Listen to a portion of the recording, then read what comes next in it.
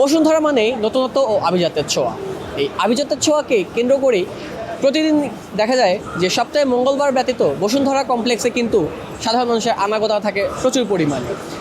নতুনত্বের যে ছোঁয়া এবং আভিজাত্যের ছোঁয়া বসুন্ধরা সিটিতে বিদ্যমান রয়েছে সেটি এটা পরিবেশ দেখলেই বোঝা যায়। দর্শক, আমি এই মুহূর্তে আছি বসুন্ধরা সিটি কমপ্লেক্সে এবং আজ আমি দেখছি এখানে একটি নতুন বিষয়, যে এখানে কিন্তু পুতুল তৈরির একটি কারখানা। আমি যদি একটু আপনাদেরকে দেখাতে চেষ্টা করি যে পুতুল তৈরির কারখানার যে জিনিসটি, এখানে কিন্তু বিভিন্ন ধরনের পুতুল তৈরি হচ্ছে প্রতিনিয়তই। এই পুতুল তৈরিগুলা হচ্ছে, এর পাশাপাশি যেটি সবথেকে বেশি লক্ষণীয় যে এই পাশে কিন্তু স্পিনিং হচ্ছে, অর্থাৎ পুতুল তৈরির যে সরঞ্জাম আদি, সেই সরঞ্জাম আদি কিন্তু এখানে চলছে। এবং এখানে আমরা দেখছি যে পুতুলের যে তুলা, সেই তুলাটি কিন্তু স্পিনিং হচ্ছে এবং এই স্পিনিং করার পরবর্তী সময়ে প্রসেসিংয়ের মধ্য থেকে কিন্তু তৈরি হয় পুতুল। এই বিষয়টি কিন্তু আসলে স্বাভাবিকভাবে বাচ্চাদের যেহেতু একটি মানবিক বিকাশের জায়গায় খেলাধুলা বা পুতুল বাচ্চাদের খুব পছন্দের একটা জিনিস, সেই জায়গা থেকে যদি চিন্তা করা হয় পুতুল বাচ্চাদের খেলার সঙ্গী হলেও এই পুতুলকে নিয়ে কিন্তু তারা ভবিষ্যতের স্বপ্ন গড়ে তোলে। এর পাশাপাশি যদি আমি বলি যে এই বিষয়টিকে, যে এই যে স্পিনিংটা, এই কটনগুলা যেভাবে তৈরি হচ্ছে, এই তৈরিকৃত কটন কিন্তু স্বাভাবিকভাবে প্রক্রিয়াধীন যখন থাকে এগুলা কিন্তু আসলে দেখা যায় না।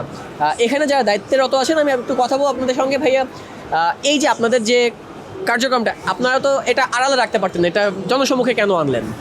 এটা মূলত এটা দিয়ে বাচ্চারা যে আছে এখানে নিজে থেকে আমাদের এই মেশিনটা থেকে পুতুল তৈরি করে নিয়ে যেতে পারবে।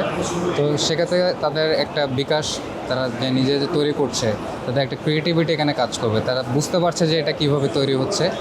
তো সেক্ষেত্রে সেজন্য আর কি আমাদের এই মেশিনটা এখানে লাগবে। আচ্ছা, এই যে আপনারা পুতুলটা নিজেরা তৈরি করার দায়িত্বটা বাচ্চাদের হাতে ছেড়ে দিচ্ছেন, সেক্ষেত্রে কিভাবে তারা কাজ করতেছে এটা আমাদেরকে বলা যায়? আমরা প্রথমে তাদেরকে বোঝাচ্ছি যে এটা কীভাবে কাজ করে, দেন তাদেরকে যখন দিচ্ছি তারা নিজেরাই সেটা তৈরি করে নিতে পারছে।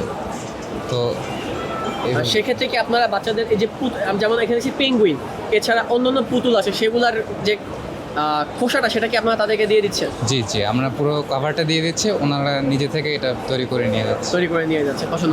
আচ্ছা, এই যে পুতুলগুলো বাচ্চারা তৈরি করতেছে, এটা তাদের একটা মানসিক বিকাশ হচ্ছে, কিন্তু আপনারা এই দামগুলো কেমন রাখছেন? এটা আমাদের দাম সাধারণত আমাদের এটা যেটা আছে এটা বাইরের একটা ব্র্যান্ড, তো সেই অনুযায়ী দাম প্রফিট মানে কাছাকাছি আর কি।